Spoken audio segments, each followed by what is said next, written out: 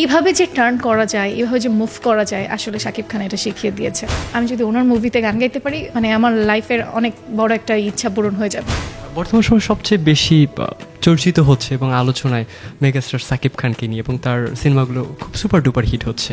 তার সিনেমা আপনার দেখা হয় কিনা, বা ওই সিনেমায় যে গানগুলো হয় এগুলো নিয়ে কোনো ভাবনা আসে কিনা?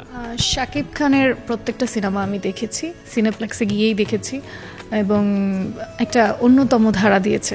মানে এটা আসলে বাংলা সিনেমায় যে এরকম একটা, মানে এইভাবে যে টার্ন করা যায়, এইভাবে যে মুভ করা যায়, আসলে শাকিব খান এটা শিখিয়ে দিয়েছে।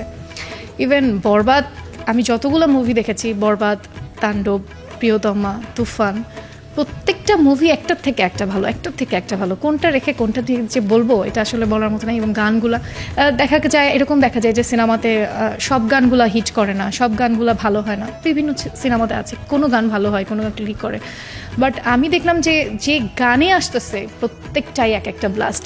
সো আমি আশা রাখি যে আমি যদি ওনার মুভিতে গান গাইতে পারি, মানে আমার লাইফের অনেক বড় একটা ইচ্ছা পূরণ হয়ে যাবে।